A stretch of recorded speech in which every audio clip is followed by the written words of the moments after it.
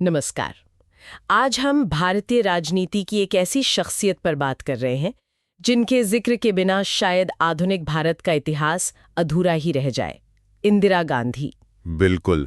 एक ऐसा नाम जो ताकत, विवाद और बड़े बदलावों, इन सब का एक तरह से पर्याय बन गया। हाँ, और हमारे पास इंदिरा जी और उनका जीवन शीर्षक वाले दस्तावेज से कुछ अहम हिस्से हैं। ये उनके जीवन और उनके दौर के, आप कह सकती हैं, अलग अलग रंगों को दिखाते हैं।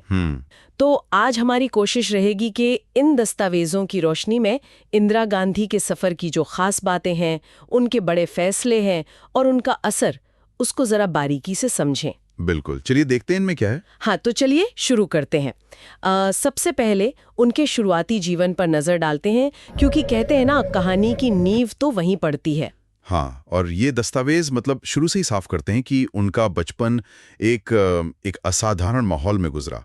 राजनीतिक सरगर्मियां तो जैसे घर का हिस्सा थीं। सही बात है। पिता जवाहरलाल नेहरू ने जेल से जो खत उन्हें लिखे, जिन्हें हम पिता के पत्र पुत्री के नाम से जानते हैं, इन अंशों के मुताबिक उन्होंने छोटी उम्र में ही दुनिया को देखने का एक नजरिया दिया, एक समझ दी। और एक दिलचस्प बात इन दस्तावेजों में है उनके बचपन की एक घटना का जिक्र, वानर सेना का गठन, मतलब बच्चों को आज़ादी की लड़ाई से जोड़ना। हाँ। ये छोटी सी बात भी शायद उनके अंदर की वो लीडरशिप वाली बात या उस वक्त के माहौल को दर्शाती है ना?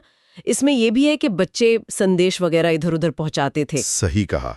यह दिखाता है कि माहौल कैसा था और वो कैसे उसमें शामिल हो रही थी। इसके अलावा उनकी पढ़ाई के लिए शांति निकेतन जाना, जैसा इन अंशों में बताया गया है, वो भी उनके व्यक्तित्व को ढालने में एक अहम पड़ाव रहा होगा। हाँ, वो जगह तो अपने आप में विचारों और कला का एक संगम थी। बिल्कुल। तो जाहिर है इसका असर उनकी सोच पर, उनके नजरिए पर पड़ा होगा। अच्छा, तो अब थोड़ा आगे बढ़ते हैं। आज़ादी मिलने के बाद, जैसा इन दस्तावेजों से पता चलता है, वो फिर सीधे राजनीति के मैदान में उतरी। हाँ, ये एक तरह से स्वाभाविक ही लगता है उनकी पारिवारिक पृष्ठभूमि को देखते हुए। हाँ। उनका राजनीतिक सफर फिर धीरे धीरे आगे बढ़ा। हम्म। इन पन्नों में लिखा है कि वो कांग्रेस पार्टी की अध्यक्ष बनी। हाँ। ये उस जमाने में एक बहुत बड़ी जिम्मेदारी थी, सोचिए, खासकर एक महिला के लिए। बिल्कुल। और फिर लाल बहादुर शास्त्री जी के मंत्रिमंडल में उन्हें सूचना एवं प्रसारण मंत्री का पद मिला। हाँ, राष्ट्रीय राजनीति में ये उनका पहला बड़ा प्रशासनिक अनुभव था, जैसा यहाँ जिक्र मिलता है। ओके। और यहीं से कहानी में एक बड़ा मोड़ आता है ना? हाँ, शास्त्री जी का अचानक निधन। हाँ, और देश के सामने नेतृत्व का सवाल खड़ा हुआ। हाँ। और तब इन दस्तावेजों के मुताबिक इंदिरा गांधी देश की प्रधानमंत्री बनी। ये न सिर्फ उनके लिए बल्कि भारत के लिए भी एक ऐतिहासिक पल था। देश की पहली महिला प्रधानमंत्री। निश्चित रूप से। प्रधानमंत्री बनने के बाद का दौर तो वाकई तूफानी रहा। उन्होंने एक के बाद एक कई बड़े और दूरगामी असर वाले फैसले लिए। यहाँ दस्तावेज कई अहम पहलुओं को गिनवाते हैं। बिल्कुल। सबसे पहले जिक्र आता है हरित क्रांति का। इन अंशों के मुताबिक इसका सीधा मकसद था भारत को अनाज, खासकर गेहूं और चावल के मामले में आत्मनिर्भर बनाना, जो उस वक्त की बहुत बड़ी जरूरत थी।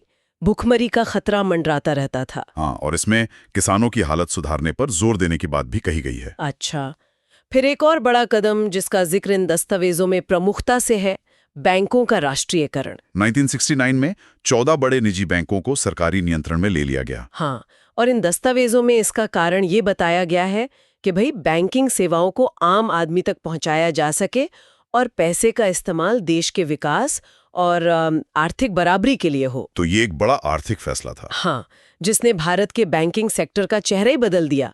और इसके अच्छे बुरे असर पर तो आज भी चर्चा होती है। बिल्कुल। इन आर्थिक फैसलों के साथ साथ उनकी लीडरशिप की असली परीक्षा शायद एक और मौके पर हुई, जिसका जिक्र इन अंशों में है, 1971 का भारत पाकिस्तान युद्ध। हाँ, ऐसे यहाँ एक निर्णायक मोड़ की तरह दिखाया गया है। ये सिर्फ एक जंग जीतना नहीं था, नतीजे बड़े थे। हाँ, इसके नतीजे में पाकिस्तान के 2 हिस्से हुए और बांग्लादेश नाम का एक नया मुल्क बना। दक्षिण एशिया का भूगोल ही बदल गया। और इस जीत ने इंदिरा गांधी की छवि को कैसा बनाया? दस्तावेज बताते हैं कि उनकी छवि एक बेहद मजबूत, फौलादी इरादों वाली नेता की बन गई। इन अंशों में उस मशहूर नारे का भी जिक्र है जो तब गूंजा था, अब इंदिरा ही नहीं पूरा देश दुर्गा बन गया है। ये शायद उनकी लोकप्रियता का चरम था। और इसी दौर से जुड़ा उनका एक और नारा है जो इन दस्तावेजों में दर्ज है और जो आज भी याद किया जाता है, गरीबी हटाओ। हाँ, ये सिर्फ एक नारा नहीं था, ये उनकी पूरी राजनीति का जैसे केंद्र बिंदु बन गया था। अच्छा, दस्तावेज बताते हैं कि इस नारे ने उन्हें गरीबों, दलितों और पिछड़े वर्गों के बीच बेहद लोकप्रिय बना दिया।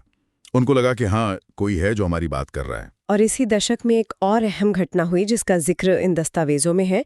1974 में पोखरण में पहला परमाणु परीक्षण। सही कहा। इन अंशों के मुताबिक इस शांतिपूर्ण परमाणु परीक्षण ने भारत को दुनिया के उन चंद देशों के कतार में ला खड़ा किया जिनके पास परमाणु क्षमता थी। तो ये भारत की ताकत का प्रदर्शन था। हाँ, ये भारत की वैज्ञानिक और सामरिक ताकत का एक बड़ा प्रदर्शन माना गया उस वक्त। तो एक तरफ ये सब बड़ी उपलब्धियां थीं, लोकप्रियता का शिखर था, लेकिन जैसा अक्सर सियासत में होता है, कहानी का दूसरा पहलू भी है। और इन दस्तावेजों में उनके कार्यकाल के सबसे बड़े विवाद और चुनौतियों का भी खुलकर जिक्र है। हाँ, बिल्कुल। यहाँ इलाहाबाद हाईकोर्ट के उस फैसले का जिक्र आता है जिसने 1975 में रायबरेली से उनके लोकसभा चुनाव को ही अवैध करार दे दिया था। ये तो उनके लिए बहुत बड़ा झटका रहा होगा। हाँ, ये उनके राजनीतिक करियर पर एक सीधा संकट था। और इस फैसले के फौरन बाद देश ने वो दौर देखा जिसके बारे में शायद किसी ने सोचा भी नहीं था, आपातकाल, इमरजेंसी। हाँ, जून 1975 में इमरजेंसी लगा दी गई। इन दस्तावेजों में इसका कारण देश के अंदरूनी हालात में गड़बड़ी बताया गया है।